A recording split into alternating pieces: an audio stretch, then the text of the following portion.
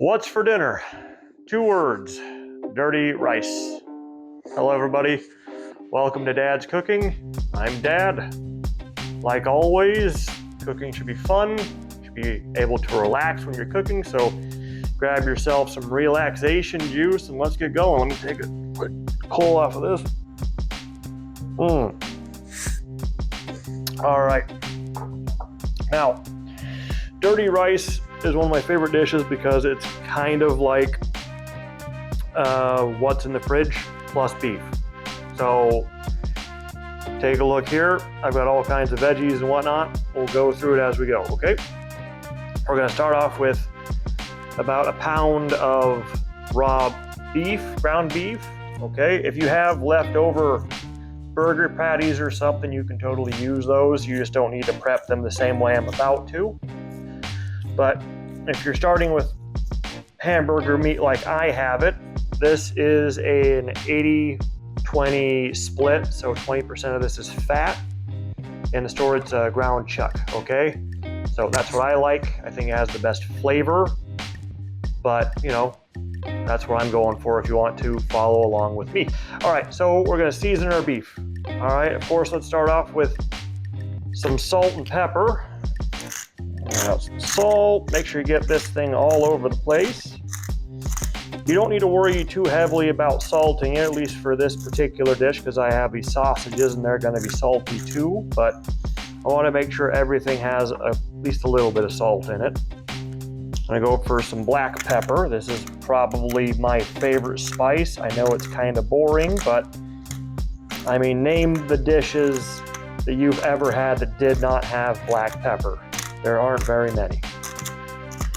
All right, next we're gonna hit it with a bunch of herbs. An explosion of flavor! I'm working some very unstable herbs! I'm feeling herby. This is gonna have a bunch of savory flavors in it, so the herbs are gonna complement it pretty well. All right, so we're gonna do some rosemary. Right there on the top. All right. Do some oregano. There we go. All right, I'm using some powdered thyme this time around. I want this thyme to be all throughout the beef. And I think the powder just kind of spreads out a little bit better than the leaf sometimes. And then some parsley. All right, I'm gonna push that into the beef. That way it doesn't go anywhere when we put it down. All right, then I'm gonna flip it over. I'm gonna do the exact same thing, but we're gonna cut to me putting it in the pan because it's kind of boring to watch me do the same thing twice. Just understand, I'm flipping it and I'm seasoning both sides, okay? All right. So the first thing I'm going to do in the frying pan is I want to sear this ground beef before anything happens. I want that nice seared, fatty flavor to go into the rest of my pot. So what I'm going to do is I'm going to turn that frying pan on and I'm going to wait till it starts to smoke. And you'll see the little wisps of smoke coming off the frying pan, but it takes a little bit. So in the meantime, hang on. All right, it's on. So while we're waiting for this thing to start smoking, let's get a little bit of relaxation juice, okay? Okay, it's kind of hard to see on the camera, but this is starting to smoke a little tiny bit. All right, if you can't see it very well, like sometimes I can't, what I like to do is I like to grab a little bit of meat, a little bit of beef, doesn't take much, like this, and just throw it down. That sizzle means it's ready to go. All right, you can just take that out. Screw it. You stink, loser. It's in there. So now we're gonna take the rest of it.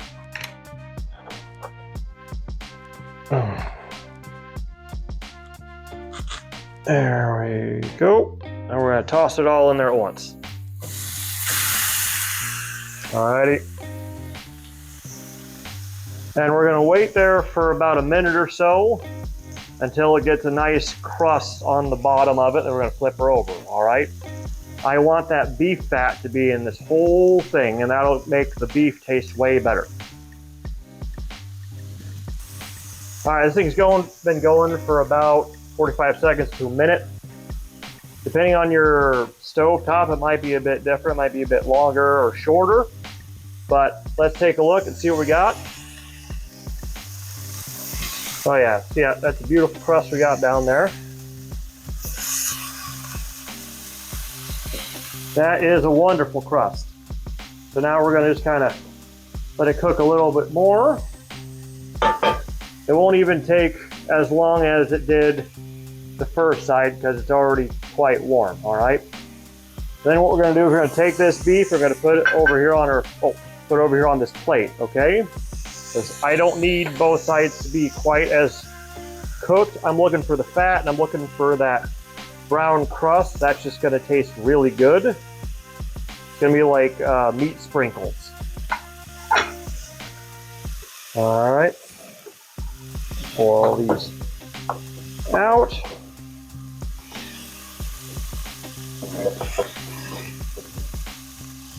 All right. And if you have more than one meat going in here, you can sear it all, or you don't have to sear any of it. I just like to do this because it adds a little bit extra something. Okay. All right. So now into this, we have all of this beef fat swimming around. Let me show you. We have all that beef fat there.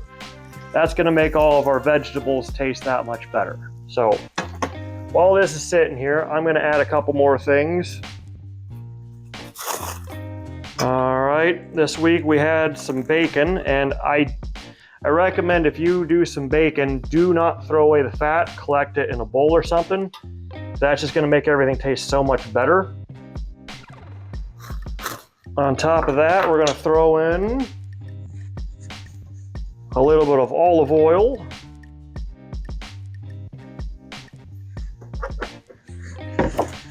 And just a wee bit of butter, just a little tiny bit.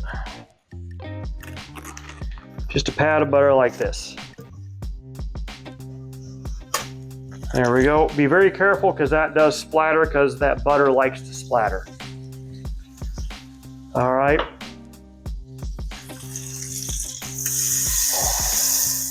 There we go. And I know what people are thinking at home, boy, that sure is a lot of oil. Because, you know, I have butter, I have olive oil, fat, whatever. It's all kind of the same thing, right? Well, it's close, but I'm building a layer of flavoring, otherwise known as umami. Well, about time for me to be hitting the old dusty trail. Between all of the oils, okay? All right, so next we're gonna look at our vegetables. Now, I've already cut these up. If you are doing this for the first time, I recommend cutting all your veggies first. And I recommend focusing on these three categories first, okay? So let me get my relaxation juice out of the way so we can take a look. I have celery, we have onion, all kinds of onions out there, and this is a bell pepper. All right, so if you're down in Louisiana, they call this the Trinity because they use it in basically everything. But if you see this in the supermarket, you'll see onion, celery, and carrots. The celery, onion, and carrots is known as a mirepoix, okay? If you buy it in the supermarket, it's gonna be like $5 for a small container like this big. It's kind of a waste of money. You can make way more for way cheaper if you just buy it and chop it up. People who buy things are suckers. All right, anyway, let's toss all of this in here. All right, and if you're just starting off, I would recommend these three veggies are your main things first, and then add to it as you go, okay? So let's go with pasta, and this is about a half of a bell pepper. Toss in about half a bell pepper. I have about an onion and a half. One of my onions was a bit small, so I threw in another half of an onion. Okay, and this looks like a bunch of onion, but the onions are gonna shrink as they cook. And this is about 2 stalks of celery. This is a relatively large pot of dirty rice. Normally, if it was just for me, I would do 1 stalk, 1 onion, etc., etc. This is for my whole family, and I want leftovers. There's no reason, if you're gonna make a big batch of something like this, there's no reason to not have some leftovers, okay? You can also use it for dishes down the line. All right, and then I like some mushrooms. This is some baby portobello mushrooms. They are good with anything, just about anything. And this is a great recipe if you need to get rid of some stuff. Like we had this broccoli just in the fridge and it's starting to turn a bit yellow. I need to use it up. Broccoli will go very well with my herbs and the beef. No problems there. Okay. So now I'm gonna mix this up.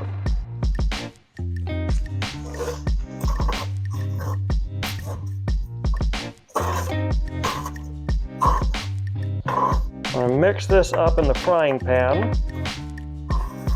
and let it start to cook. It would help if I turned it on.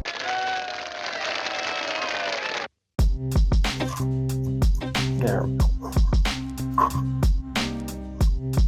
All right, so we're gonna let this whole thing cook with the lid on, and we're gonna check it every couple of minutes, and we're gonna keep cooking it until the bell pepper and the onion is nice and soft, okay?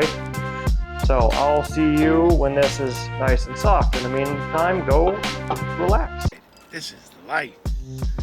Go on in here, take a look at these veggies. Initially, I was going to cook these for about 7 minutes or so, but our daughter started crying, so we got taken away from the pot. But it's a good opportunity to show you, if these things are cooking low and slow, it doesn't, like, the longer the better, honestly. Like, take a look at these onions. These things are nice and soft and nice and translucent. You can kind of see through them like that. That's going to bring out their sweetness. It's going to be good. And the longer they go, the better they're going to be. They're going to turn into something kind of like an onion jam, and their flavor is going to be fantastic. All right, so next we're going to throw in some garlic. Now, at the store we have this crushed garlic. It's just garlic inside of olive oil. You could totally, there you go. You can buy that at any supermarket in the United States. I know there are going to be people in the comments section going, "This guy doesn't know how to chop his own garlic." That's so funny, I forgot to laugh. And I don't know what to tell you, buddy. If you can take a shortcut like this, why not take it? Like, it's perfectly fine to do. So next we're going to put in the ground beef from earlier. It's just going to go straight into this pot. And we're going to kind of chop it up. And break it up so it can mix with all these veggies.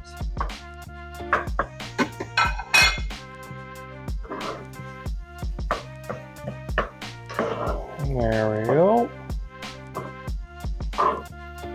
And the longer all of this can cook together, the better it is. The flavor is just going to mix so much better. Alrighty. All right. Last but not least of our main ingredients, I'm going to throw in some sausage. I found these smoked sausages at the store. Put in about 5 of them or so, and it's going to be just fantastic. You can use whichever kind of sausage you particularly like. That's what she said. So it's all in this pot. We'll grab our stirring instrument. Just gonna mix it in with everything else. All right, and you can see all that fat is starting to coat every last bit of this. that's going to be fantastic. All right, my camera lady abandoned me for my daughter, so I'm going to do the rest of this the best I can solo. All right, so we have the rest of our dish here. You see, I have sausage and all that's in the pot, and we need to let this thing sit and cook through. So this is the point that if you have a stock, a store-bought chicken stock or a pork stock, even a beef stock will work, add that in. The other day, my wife actually made a lovely pork roast. So I'm going to take some of the gravy from that, and I'm going to toss that directly into the pot. I'm also going to pour in a bottle of water, just a little bit. And along with a little bit of my relaxation juice, because Dad needs to relax. There we go. We're gonna bring this to a simmer. I need to make sure I can stir all this in here. All right, I got my camera lady back for double the pay. Double it! So we've added our fat or stock, the beer, and some water. If you add stock, you don't need the water because there'll be plenty of liquid anyway. So make sure we give this a nice stir, like so. Make sure everything gets to know each other. All right.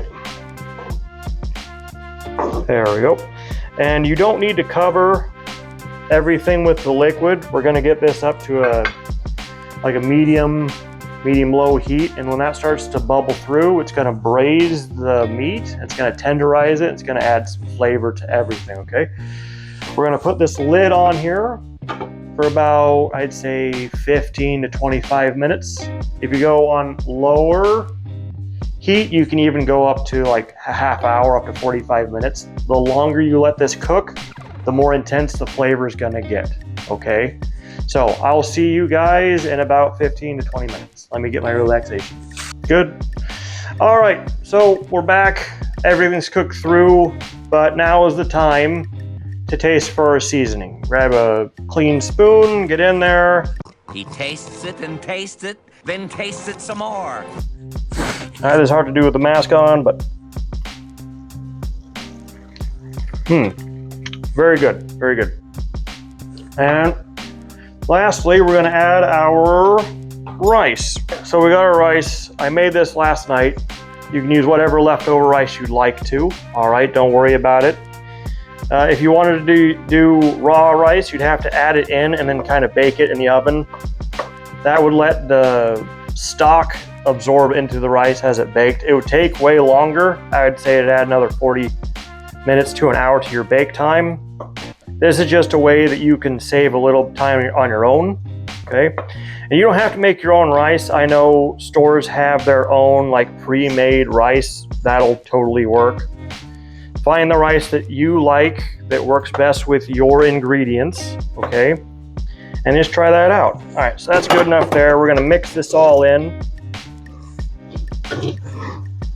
Let that juice get all over this rice. There you go.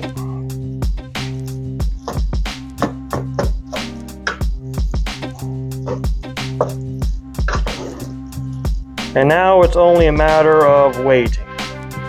You want all of this juice at the bottom of the pan to absorb into this rice here. It won't take very long because it's already pretty much cooked. So I would give it about 5 to 10 minutes or so. All right. All right, and I'll see you guys in about 5 to 10 minutes. All right, and we're back. Come on, take a look at our dirty rice. You see how luxurious that looks, and more importantly, we don't have any broth or anything leaking out of the rice. It's practically all cooked in. There we go. There we go. And I was using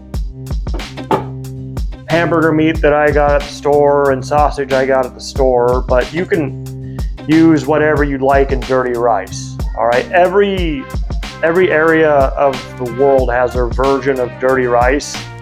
Like Louisiana has spice, Midwest has herbs and whatnot. So you can use burgers you did last night, hot dogs, whatever sausage you like.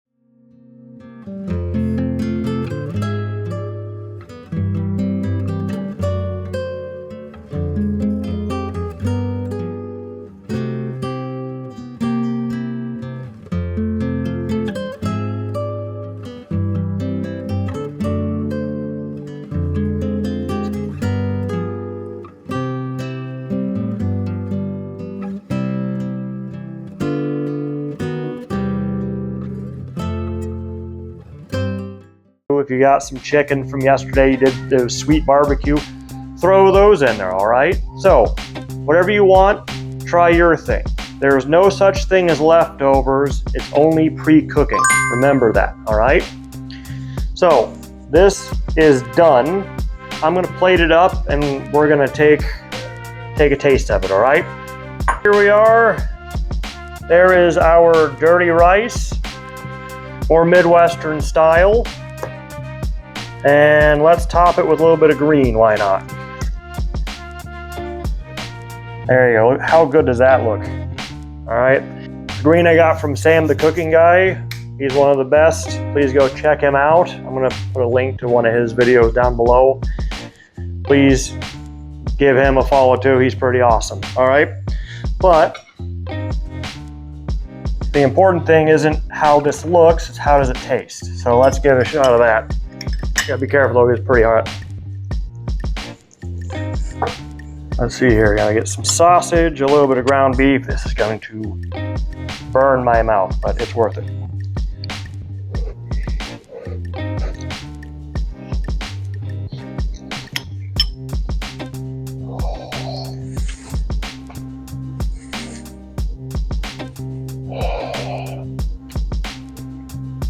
Ooh, yeah. Number one comfort food, dirty rice. Get some of that and some of this relaxation juice. Boy, you're gonna be sleeping well. All right, that's all I have for today, everybody. Please like, share, subscribe, leave a comment down below. What is your region's dirty rice? Or if you have your own version, let me know, okay?